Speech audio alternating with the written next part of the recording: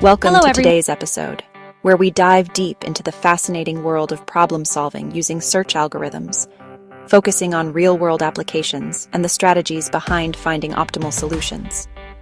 We'll explore how complex problems are formulated, tackled, and evaluated in practical scenarios, ranging from airline travel to robot navigation and beyond.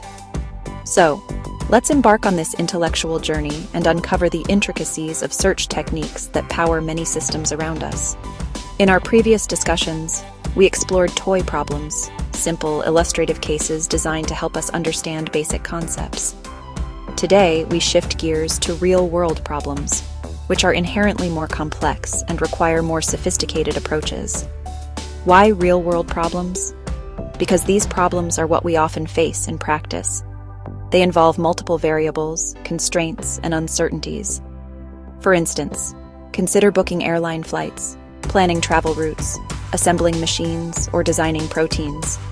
All of these require searching through a vast space of possibilities to find the best solution. Let's start with the airline travel booking problem, a classic example of a real-world challenge. Imagine a customer calls to book a flight. The system needs to determine the best sequence of flights to get the passenger from the origin to the destination.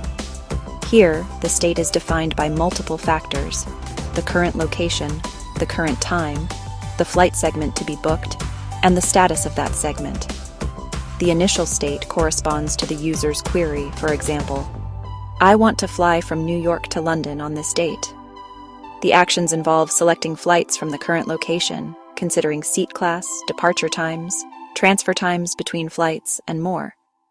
The transition model moves the passenger from one city to another by booking flights, potentially chaining several bookings to reach the final destination.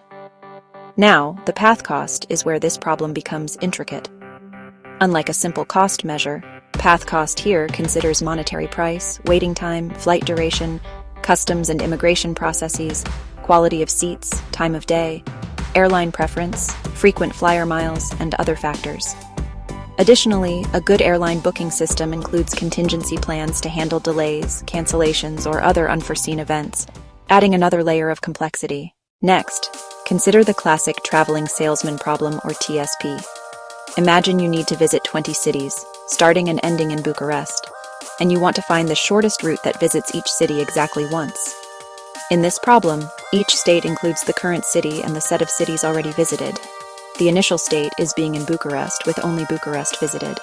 Each action involves moving to a city that hasn't been visited yet, and the goal test ensures all cities have been visited and you're back in Bucharest. The path cost here is the total distance traveled. The challenge is that TSP is an NP-hard problem, meaning it's computationally expensive to find the exact optimal solution as the number of cities grows. This problem also has many practical applications, such as planning the paths of automated circuit board drills or machine stocking in factories. Another real-world problem is assembly sequencing, where you have multiple parts to assemble a complex machine, like an electric motor. The order of assembly matters significantly because assembling parts out of sequence might force you to disassemble everything and start over. Similarly, robot navigation presents a geometric challenge. The robot must navigate through an environment, avoiding obstacles and blocked paths, while ensuring feasibility of movement. Both problems require careful state representation and feasibility checks to ensure the solution is practical and efficient. An exciting modern application is protein design, where the goal is to find sequences of amino acids that fold into a three-dimensional protein with specific properties, such as curing a disease. Here, the state space involves possible amino acid sequences, and the objective is to find the sequence that meets the desired medical properties, our goal state. This problem illustrates how search algorithms are used not only in engineering and logistics, but also in cutting-edge biomedical research. Once we've formulated these problems, defining states, actions, transition models, goal tests, and costs, the next step is solving them. The primary tool for this is the search tree. Starting from the initial state, the search tree branches out to all possible states reachable by applying actions. Each node in the tree represents a state, and edges represent actions leading from one state to another. However, Exploring the entire search tree is often impractical due to its size, so strategies aim to explore only the most promising parts. Imagine starting from a city like Arad and trying to reach Bucharest. From Arad, you might have 3 possible next cities to visit. Expanding Arad in the search tree generates 3 child nodes, 1 for each possible next city. When you expand a node, you generate its children, representing all possible next steps. Nodes that have been expanded are not revisited to avoid cycles and redundant paths. The set of nodes waiting to be expanded is called the frontier. At each step, 1 node from the frontier is chosen for expansion. We distinguish 2 types of search algorithms: tree search and graph search. Tree search treats the state space as a tree, expanding nodes without remembering which nodes have been explored before. This can lead to redundant expansions. Graph search maintains an explored set of already visited nodes, ensuring nodes are not expanded multiple times, thus avoiding unnecessary repetition.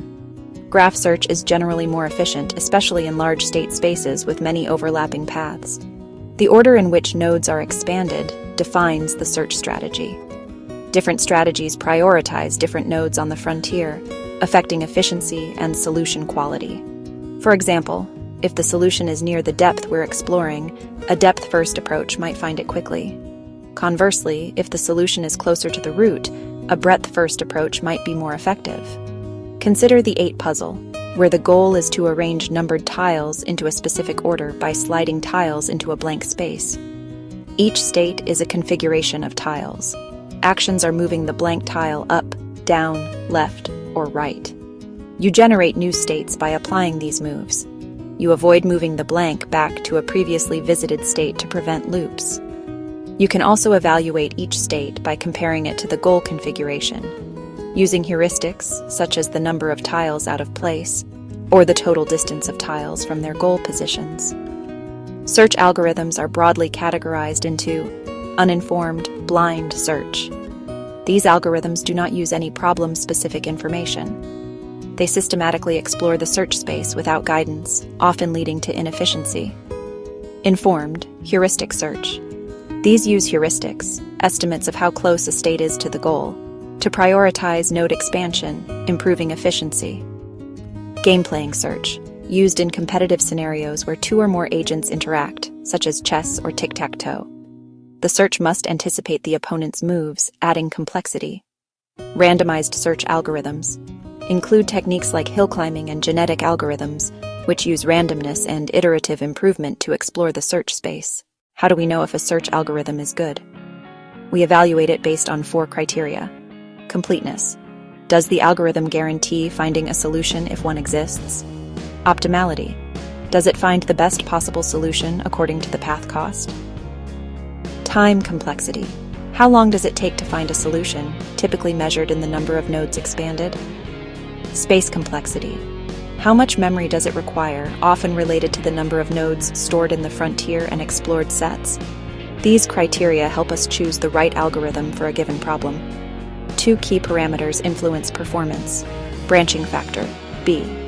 The average number of successors each node has.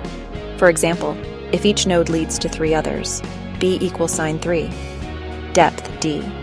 The depth of the shallowest goal node, that is, how far into the tree the goal is located. Performance often grows exponentially with these parameters, making large, complex problems challenging. When evaluating solutions, distinguish between search cost, the cost of the search process itself, time and resources spent finding the solution. Path cost, the cost of the solution path found, distance traveled, money spent, or other domain-specific metrics. Optimally, we want algorithms that minimize both. Today, we've mapped the landscape of real-world problem-solving using search algorithms. We explored problems from airline booking to protein design, understood how search trees and frontiers work, and contrasted tree search with graph search. We also touched on search strategies and how we evaluate their performance. In upcoming episodes, we'll delve into specific search strategies, starting with uninformed search algorithms, exploring their mechanisms, strengths, and limitations. Thank you for joining this deep dive into the world of search algorithms. Stay tuned for more insights as we unpack these fascinating techniques that underpin so many technologies today. If you enjoyed this episode, please subscribe and leave a review. Until next time, keep exploring, keep learning.